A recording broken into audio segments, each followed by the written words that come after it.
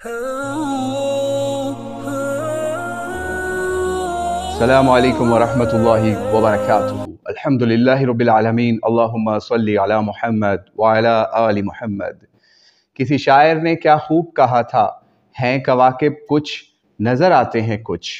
Engineer साहब ने कल एक वीडियो के ऊपर हमारे कमेंट दिया, जो वीडियो दरअसल हमने इंजीनियर साहब की इस्लाह के लिए बनाई थी कि वो अपनी स्लिप ऑफ टंग्स कहते थे, कुछ लोग उनके मुक़ल्लिदीन, कुछ लोग कहते थे कि एहतियाती है, कुछ लोग कहते थे गुरूर है।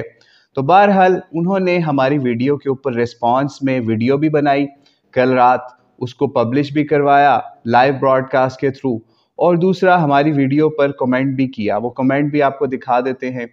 जब हमने इंजीनियर साहब के कहने पे उस वीडियो को वॉच किया तो पता चला कि इन्होंने अपनी बातों पर खुद स्टैम्प कर दी। वो स्टैम्प कैसे की, आप ज़रूर उस वीडियो को मुलाहिज़ा कीजिएगा जो इंजीनियर साहब ने खुद कही कि वो देखिए। उस वीडियो के अंदर उन्होंने हमारे मौक़िफ़ की ही तायीद की और एक चीज़ की सिर्फ तरदीद की कि मैंने नबी अलैहिस्सलाम का नाम नहीं लिया था अपनी वीडियो के अंदर, या उनकी दावत से अपनी दावत को कंपेयर नहीं किया था। पहले इनका वो दावा सुनिए, फिर साथ ही हम आपको दिखा देते हैं कि इन्होंने क्या बात कही थी। सुनिए। नबी अलैहिस्सलाम के ज़माने से ज्यादा सख्त वक्त है हम पर। नबी अलैहिस्सलाम जब मक्के में थे, आपके मुखालफीन कौन थे? काफिर। क्लियर था ना, ये मुसलमानी काफिर। हमारे मुखालफीन वो हैं जो हमें काफिर समझते हैं और खुद को ज्यादा बड़ा आशिक़ रसूल और मुसलमान समझते हैं। मुझे बताएं, ये ज्यादा मुश्किल वक्त है या सहाबा पे ज्यादा मुश्किल वक्त था? मैंने ये कहा था, पहली तो बात है नबी अलैहिस्सलाम का तो जिक्र हुआ ही नहीं था। मैंने ये कहा था कि हमारे स्टूडेंट्स को बाज एतबार से सहाबा इकराम अलैहिम रिदवान से ज्यादा तकलीफ उठानी पड़ रही है, बाज एतबार से। ये जरा आप नोट कीजिएगा, और मैं लॉजिकली कर रहा हूं। अगर किसी को समझ नहीं आई तो जाएं गोरे की अदालत में जाके फैसला कर।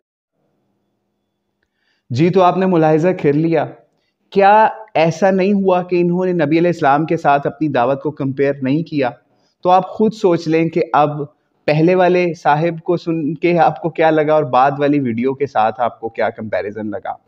लेकिन हम पूरी वीडियो आपको सजेस्ट करेंगे ज़रूर देखें और जाएं वहाँ पर जाकर इस चीज़ का आयदा कर लें, कंफर्मेशन ले लें कि फिर जनाब ने इस बात को दोहराया कि बाज़ एतबार से सहाबा से ज़्यादा तकालीफ हमें उठानी पड़ी। मैं फिर वही घमंड, फिर वही चीज़ें, फिर साथ में उस वीडियो के अंदर इन्होंने ये बात भी दोहराई कि ये बातें हम जानबूझ के करते हैं, ये बातें मैं जानबूझ कर बोलता हूँ। यानी वो बात भी चली गई जो इनके मुक़ल्लिदीन कहते थे स्लिप ऑफ टंग हो गया है, या फिर लाइव ब्रॉडकास्ट में इस तरह की चीज़ें हो जाती हैं। तो उन्होंने स्टैम्प कर दिया कि ये बातें मैं जानबूझ कर करता हूँ, और साथ में कहा चाहे गोरे की अदालत से फ़ैसला करवा दें। तो भाई, अगर हमने गोरे की अदालत के फ़ैसले से मुतल्लिक जो केस आपका हुआ था, अगर हमने पब्लिक को किसी दिन भी वो बयान कर दिया, तो आप सोच लीजिए कि आप क्या करेंगे फिर उसके ऊपर, क्योंकि हम अभी तक उस केस के ऊपर पर्दा डाले हुए हैं। तो आप देखते हैं, आप उस गोरे की अदालत पर अगर ईमान यकीन रखते हैं कि आप ये बातें पब्लिक में कहते हैं गोरे की अदालत, गोरे की अदालत, हालांकि अल्लाह की किताब क्या कहती है वो आपको भी पता है, अवाम को भी पता है कि आपने अपना केस किसके पास लेके जाना है, किसकी तरफ रुद्दू इलल्लाह व रसूल करना है या गोरे की तरफ करना है। ये तो कुरान की दावत थी, और जनाब की दावत ये है कि गोरे की अदालत, गोरे की अदालत। लेकिन जब गोरे की अदालत का वो केस जो आपसे मुतल्लिक था वो हमने किसी दिन पब्लिक को बयान कर दिया, तो आप सोच सकते हैं क्या होगा। बहरहाल आपने नबी अलैहिस्सलाम और सहाबा, यहाँ पर फिर सहाबा करते करते आप उस लेवल पर गए कि फिर कहा कि हमें हमारे स्टूडेंट्स को हमारी दावत के अंदर मुश्किलात सहाबा से भी ज़्यादा हुई। उनको ये मसला था, टेक्निकली इन्होंने बताया कि जनाब उनको वो मामला पेश नहीं आया जो कि हमें पेश आ रहा है कि हमारे सामने ही कलमा गो लोग हैं और हम भी कलमा गो लोग हैं। तो आइए हम नबी अलैहिस्सलाम के दौर में लेके चलते हैं आपको, हम बीबी आयशा रज़ियल्लाहु तआला अन्हा के पास लेके चलते हैं आपको, वाक़या इफ्क पे लेके चलते हैं। क्या कलमा गो बदरियों ने और दीगर सहाबा की तरफ से वो जो फितना था, کیا اس کے اندر صحابہ یا مسلمان شامل نہیں تھے؟ جواب دیجئے جناب، کون لوگ تھے جنہوں نے نبی علیہ السلام کو اس مصیبت میں مبتلا کیا کہ قرآن کو، اللہ کریم کو آیات نازل کرنی پڑی؟ پھر مزید آگے چلتے ہیں، کیا وہ تمیمی بھول گئے جس نے نبی علیہ السلام کو کہا تھا اعدل یا رسول اللہ اعدل؟ کیا آپ کو اس وقت کلمہ گو نظر نہیں آیا کہ جب صحابہ اجازت مانگ رہے ہیں کہ اے اللہ کے رسول ہمیں اجازت دیں، ہم اس کی گردن اڑا دیتے ہیں، کیا وہ کلمہ گو نہیں تھا؟ پھر اور آگے آپ کو لے کے چلتے ہیں، عبداللہ بن ابی کی وہ گستاخیاں آپ کو نظر نہیں آئیں جو کہ احادیث کی کتابوں میں بھری ہوئی ہیں، جو نبی علیہ السلام کے لیے وہ کیا کرتا تھا؟ کیا یہ صحابہ قتل کرنے کے لیے ان مسلمانوں کے لیے تڑپتے نہیں تھے، نبی علیہ السلام سے اجازتیں نہیں مانگتے تھے؟ تو اس وقت کیا ہو گیا آپ کو؟ اس وقت آپ کیا یہ روایات بھول جاتے ہیں؟ کیا صرف حضرت علی اور حضرت معاویہ کے مابین مشاجرات کے اوپر ہی صرف آپ کو وہ روایات یاد آتی ہیں جن کی طرف میں آپ کو اشارہ کر رہا ہوں؟ کیا آپ کو حاطب بن ابی بلتہ بدری وہ بھول گئے کہ جن کے بارے میں صحابہ نے اجازت مانگی جاسوسی کے مسئلے کے اوپر کہ ان کی بھی گردن اڑا دی جائے؟ کیا مسلمانوں کو یہ تکالیف، صحابہ کو یہ تکالیف پیش نہیں آئیں کہ ان کے سامنے کلمہ گو ہے، کلمہ گو سے بھی اوپر بدری صحابی ہے، لیکن وہ اس کے اوپر کیا کر رہے ہیں؟ آج آپ صحابہ سے اوپر اپنی فضیلت بیان کرنے کے لیے وہ روایتیں پیش کر رہے ہیں جو روز قیامت کے لیے چھوڑی گئی ہیں۔ آپ نے مسند احمد کی روایت اپنی ویڈیو کے اندر بولی، تو آپ بتائیں کہ آج آپ کے پاس ترازو ہے کہ آپ تول سکیں، بول سکیں کہ ہم صحابہ کی تکالیف سے اوپر چلے گئے ہیں یا ہمارا فضل ان سے اوپر چلا گیا ہے؟ نہیں بھائی، یہ قرآن حدیث کے اندر اگر اس طرح کی باتیں آئی ہیں تو یہ روز قیامت ہو یہاں ہوں گی کہ کون مسلم، کون منافق، کون صحابہ سے افضل، حتیٰ کہ انبیاء کے لیول پر بھی لوگ پہنچے۔ ہم وہ حدیث بھی آپ کے سامنے لگائے دیتے ہیں۔ اب کیا یہ روایت پڑھ کر جس کے اندر نور کے ممبروں کا یا مسندوں کا ذکر ہے کہ روز قیامت انبیاء بھی نبی علیہ السلام کی امت کے ان لوگوں کے اوپر رشک کر رہے ہوں گے، کیا اس روایت کی بنیاد پر آپ یہ کہہ سکتے ہیں کہ ہم صحابہ سے بھی افضل، انبیاء سے بھی افضل ہو جائیں گے؟ معاذ اللہ، ہم ایسا تصور نہیں کر سکتے۔ کوشش کر سکتے ہیں کہ روز قیامت اللہ کریم ہمیں جنت الفردوس میں یہ والے مقام عطا فرمائے کہ نبی علیہ السلام اور دیگر انبیاء بھی ہم پہ رشک کر رہے ہوں۔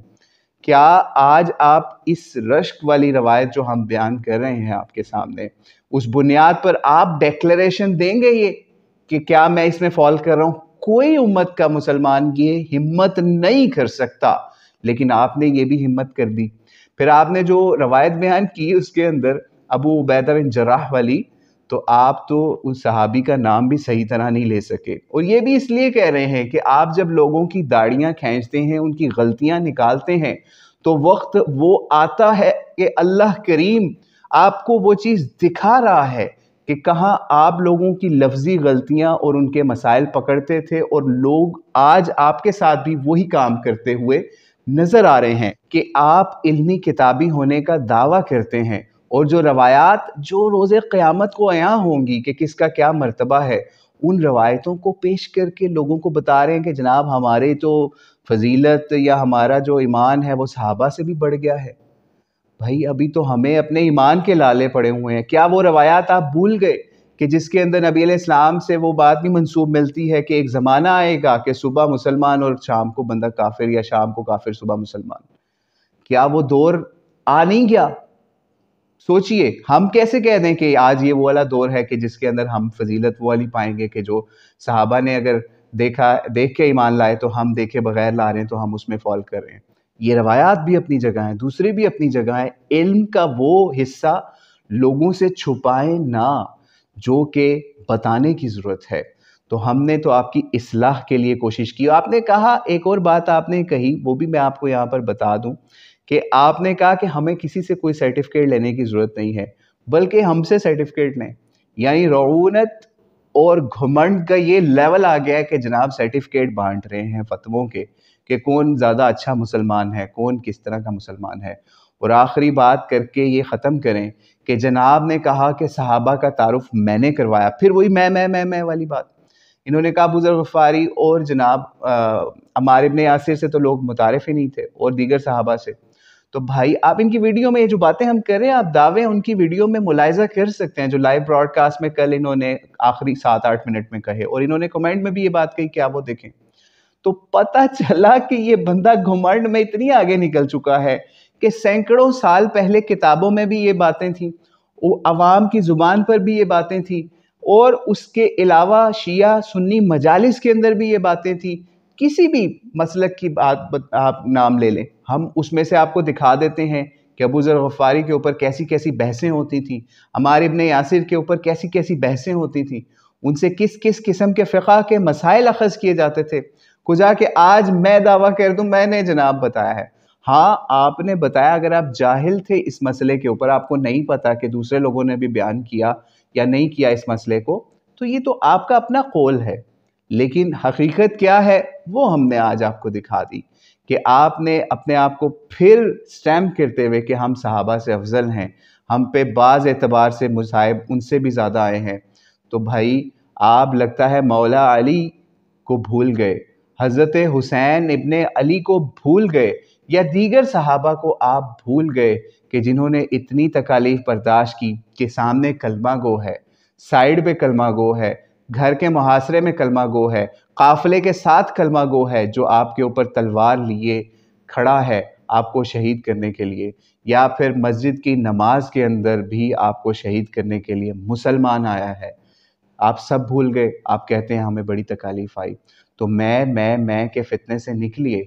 اللہ کریم آپ کو ہدایت دے، اور اللہ کریم ان کے مقلدین کو بھی ہدایت دے. الحمدللہ بہت زیادہ تبدیلی آ رہی ہے، اور انجینئر صاحب کو اسی لیے ہماری ویڈیو پر کمنٹ کرنے کی بھی یہ جسارت ہوئی یا کوشش ہوئی، یا انہوں نے لائیو براڈ کاسٹ میں بھی ہمارے اس ویڈیو کے اوپر رسپانس دیا، کیونکہ ان کو پتہ ہے کہ ان کے مقلدین کیا کمنٹ کر رہے ہیں. باقاعدہ مقلدین کے فالوورز لکھ رہے ہیں یہ باتیں آ کے، آپ ہماری ویڈیوز کے کمنٹس میں پڑھ سکتے ہیں.